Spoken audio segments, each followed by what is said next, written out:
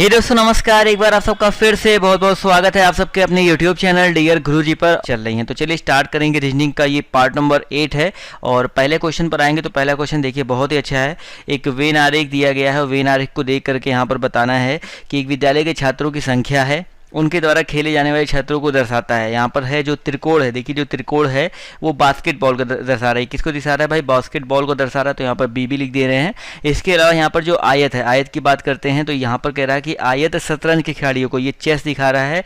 किसको सर? शतरंज को की खिलाड़ी को दर्शा रहा है। इसका जो वृत्त है, जो आपका ये सर्किल है, ये कबड्डी के खिलाड़ी को दर्शा रहा है। कबड्डी आप सबको पता है काफ़ी फेमस है, इस समय बहुत लोग जो देखते हैं टीवी पे काफ़ी ज़्यादा, ये कबड्डी को दिखा रहा है। इसके बाद यहाँ पर कह रहा है कि कितने छात्र ठीक ठीक दो खेल खेलते हैं। तो ठीक दो देखिए यहाँ पर अगर हम इस क्वेश्चन को ध्यान से देखें तो यहाँ पर बास्केटबॉल और शतरंज पहले लेते हैं। देखिए बास्केटबॉल और शतरंज यानी कि जो त्रिभुज में है और साथ ही साथ आपके इसमें भी हैं। तो यहाँ पर देखिए जो ये 9 नंबर वाला है, 9 नंबर वाले की बात करते हैं तो 9 नंबर जो वाला है ये आपका त्रिभुज के अंदर की भी आ रहा है और आपका शतरंज के अंतर्गत आ रहा है। ये ठीक दो खेलते हैं तो आपके 2 तो यहाँ पर ये हो गए, 9 आपके ये हो गए। इसके ये क्या हो गया? आपके बास्केटबॉल और शतरंज हो गए। इसी तरह शतरंज और कबड्डी देख लेते हैं। शतरंज कबड्डी यानी कि इसमें और इसमें, वृत्त में और इसमें देख लेते हैं। तो यहाँ पर देखा जाए तो शतरंज और कबड्डी खेलने वाली संख्या कितनी है भाई? ये आपकी 7 है। जो ये 7 नंबर है देखिए वृत्त में आ रहा है और इससे आयत में भी आ रहा है, तो प्लस कितना हो जाएगा? आपका 7 हो जाएगा। इसी तरह अगर हम बात करते हैं किसकी सर? कबड्डी और बास्केटबॉल की बात कर लेते हैं। तो ये कौन सी? आपका 17 नंबर वाला है। तो यहाँ पर प्लस कितना कर देंगे हम लोग? 17 कर देंगे। तो इन सबको ऐड कर लीजिए, 9 + 7 + 17, इनको ऐड करने पर आपका आ जाएगा 33। थोड़ी सी मेरी जबान जो है आज हो सकता है थोड़ा सा ऐसे लगे, तुतलापन लगे, क्योंकि आज थोड़ा सा वो जीभ की एकदम जस्ट पीछे ही छाला निकला हुआ, अल्सर हुआ है, इसी वजह से बहुत ही मेहनत से बोल रहा हूँ, तो उसके लिए माफ़ कर दीजिएगा। तो 33 यहाँ पर करेक्ट आंसर आपका ऑप्शन नंबर जो बी है हो जाएगा। अगर यहाँ पर पूछा होता ठीक 3 तो ये जो बीच में 15 है तब आपका आंसर हो जाता, बट यहाँ पर ठीक 2 पूछा गया है तो जितने भी 2 वाले थे उनको मैंने अलग कर लिया और सबको ऐड कर दिया, आपका जो आंसर है निकल करके आ गया।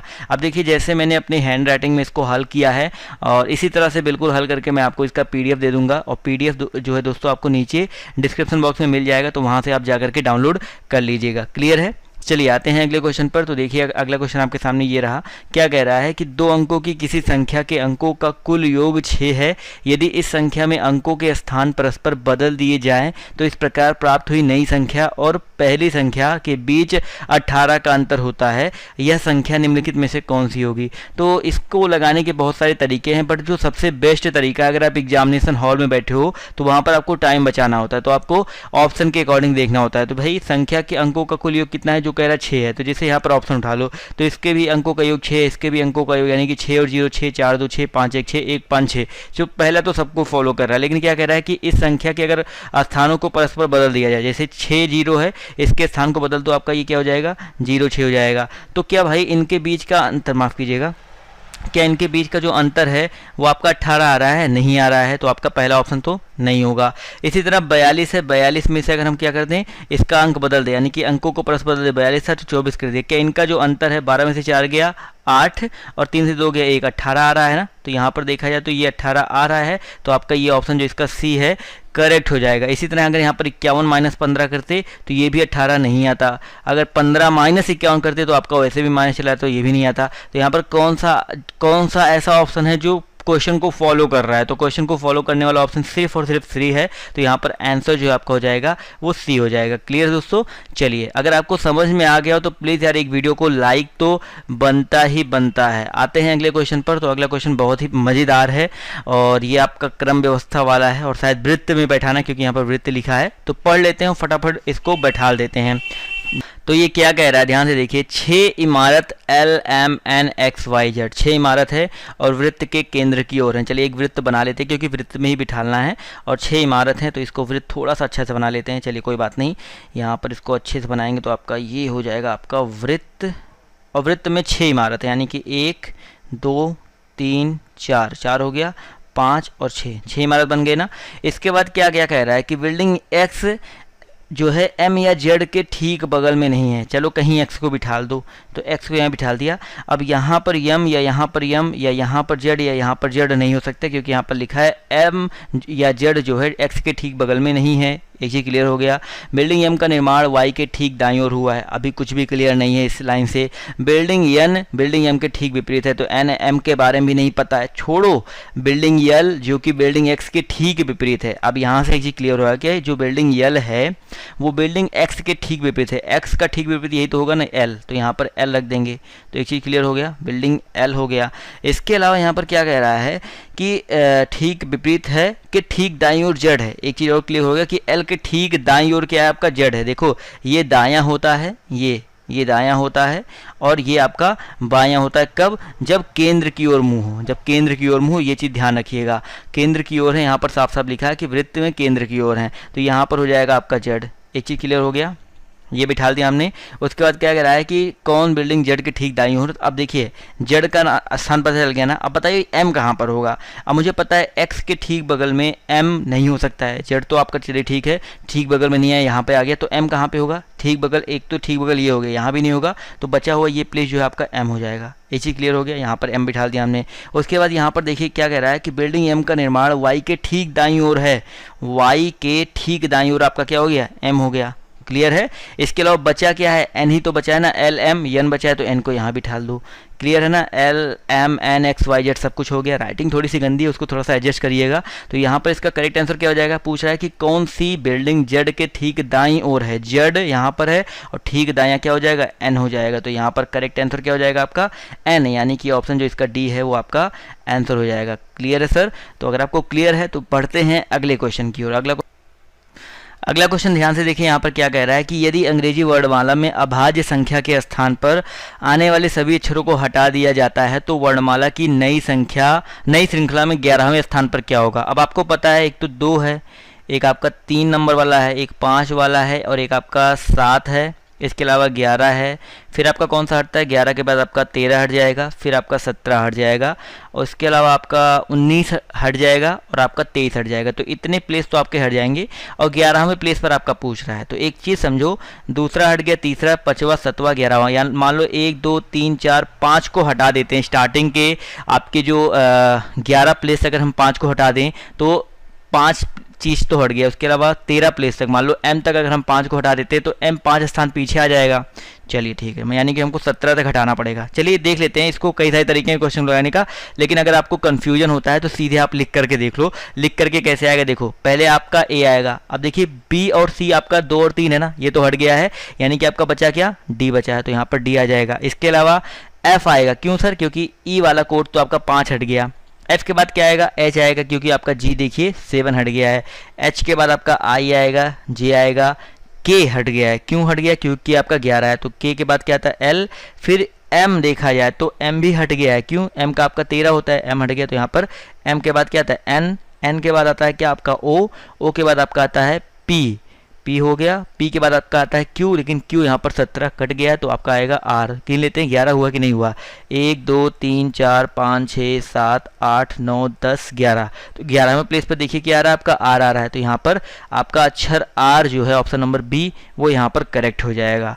और भी बहुत सारे तरीके इस क्वेश्चन को लगाने के, 11 के आगे पूछा गया होता तो आप 17 के बाद 19 को बैठाते, 23 को बैठाते और आपकी पूरी श्रृंखला बन जाती और आपसे वहाँ पर कोई भी कन्फ्यूजन नहीं होता। इस तरीके से आप पूरे क्वेश्चन को सही कर पाते वहाँ से। बट आई होप आपको ये क्वेश्चन समझ में आ गया होगा कि बेसिकली ये क्वेश्चन कहना क्या चाह रहा है। अब आप और दिमाग लगाइए कि इस क्वेश्चन को आप और किस तरीके से डेवलप कर सकते हो और किस तरीके से लगा सकते हो। अगला क्वेश्चन आपके सामने ये रहा कि नीचे दिए गए विकल्पों में से छूटी हुई संख्या चुनिए। छूटी हुई संख्या चुननी है यहाँ पर नीचे दिए हुए विकल्पों में से। तो ध्यान से देखिए क्या कह रहा है कि भाई 9 है 90 आ गया। देखिए 9 है, 9 दहामा 90, 9 में क्या किया हमने, उससे एक ज़्यादा से गुणा कर दिया, आपका क्या आ गया 90। 11 में देखिए एक ज़्यादा से गुणा कर दो, 11 में अगर 12 से गुणा कर दो तो आपका कितना आ जाएगा 132 आ जाएगा। इसी तरह भाई यहाँ पर 13 है और 13 में एक ज़्यादा से गुणा करो, अगर 13 गुणे 14 करेंगे तो कितना आ जाएगा, 13 चौका 52 और 13 के नम 13 5 18, 182 आएगा ना। तो आपका ऑप्शन नंबर जो इसका सी है 182 वो यहाँ पर बिल्कुल करेक्ट हो जाएगा।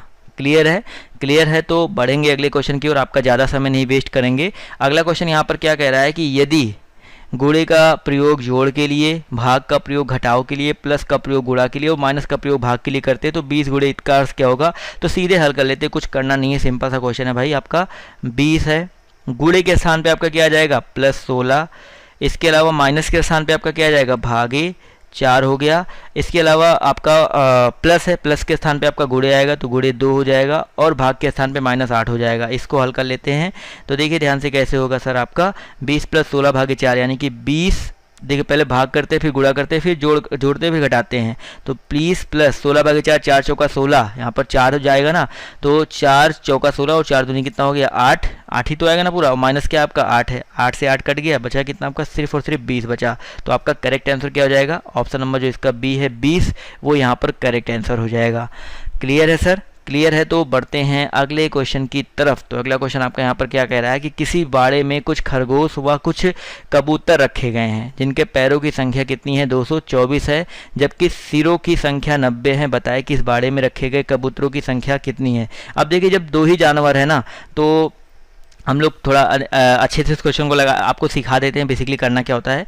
देखिए खरगोश है, आपका कबूतर है, पैरों की संख्या टोटल कितनी है आपकी 224 है। अब यहाँ पर मान लेते हैं कबूतर संख्या दिया गया कितना निकालना है, तो मान लेते हैं आपको ऑप्शन के हिसाब से निकालना हो। कैसे निकालोगे, जैसे मान लो अगर हम पहला ऑप्शन लेते हैं, ऑप्शन अकॉर्डिंग मेथड बता रहा हूँ, पहला ऑप्शन लेते हैं तो अगर 22 आपके कबूतर हैं तो आपके कितने क्या बोलते हैं वो होंगे, आपके कितने क्या होंगे, खरगोश कितने होंगे, क्योंकि आपके टोटल जो सिरों की संख्या है 90 है, तो भाई 90 में से घटाना पड़ेगा, यही तो होगा ना भाई। समझो कि सिर तो आपका किसी के पास 2 तो होता नहीं है, सिर तो सबके पास एक ही एक होता है ना।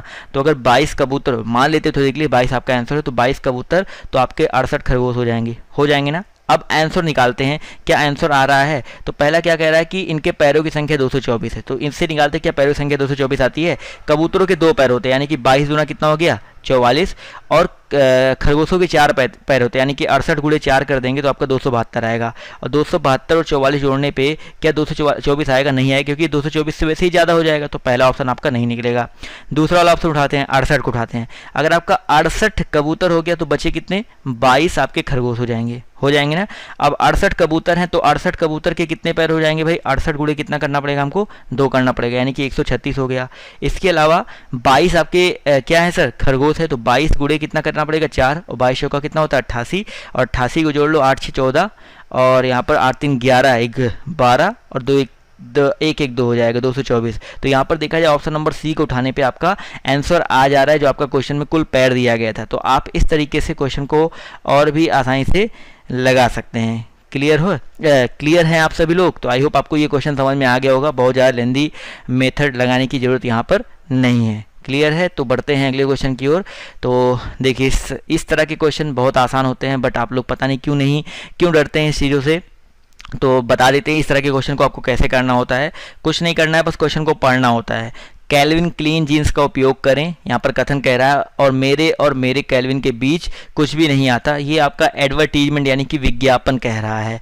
निष्कर्ष कह रहा है आकर्षक नारे लोगों को आकर्षित नहीं करते हैं। तो ये तो बिल्कुल गलत बात है। जो आकर्षक यानी कि जो कैची स्लोगन्स होते हैं ना, वो लोगों को बहुत ज़्यादा आकर्षक करते हैं। जैसे कि मेरे ही वीडियोस को देख लो यार, जब मैं बहुत अच्छा टाइटल में लिख देता हूँ, क्या बोलते हैं धांसू प्रश्न ऐसा वैसा कुछ भी ऐसा लिखता हूँ, तो बहुत ज़्यादा व्यूज़ आते हैं, बल्कि वो भी आपके नॉर्मल वीडियोज़ जैसे होते हैं। ऑनेस्टली बताऊँगा, मतलब नॉर्मल वीडियो जितनी मेहनत मैं उस वीडियो में करता हूँ उतनी ही ज़्यादा मेहनत मैं अपने हर वीडियो में भी करता हूँ। बट अगर थंबनेल यानी जो स्लोगन है मैंने थोड़ा सा अच्छा लगा दिया तो लोग थोड़ा ज़्यादा अट्रैक्ट होते हैं। तो यहाँ पर ये तो बिल्कुल कथन निष्कर्ष गलत हो जाएगा भाई। आकर्षक जो नारे होते हैं उन लोगों को आकर्षित नहीं करते हैं। दूसरा कह रहा है कि लोगों को डार्क शेड वाला जीन्स पसंद आता है। लोगों को डार्क शेड वाला जीन्स पसंद आता है।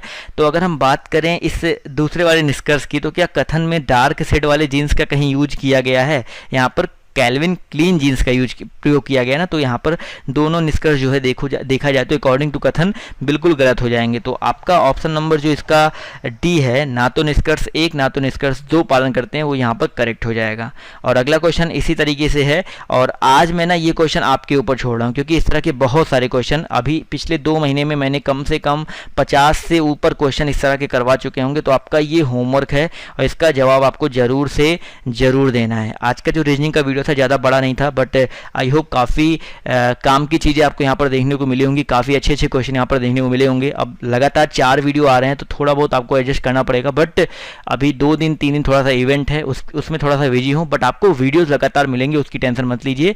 बस थोड़ा सा लेंथ हो सकता है रीजनिंग वाले में थोड़ा कम हो, बट और सब में जैसा मिलता था वैसा ही मिलता रहेगा। तो बस आज के इस वीडियो में सिर्फ इतना ही। आपको वीडियो कैसी लगी कमेंट करके जरूर बताइएगा, और मिलते हैं आप सबसे कल फिर से 8 बजे सामान्य विज्ञान के टेस्ट में। तब तक के लिए बाय बाय, टेक केयर, जय हिंद, जय भारत।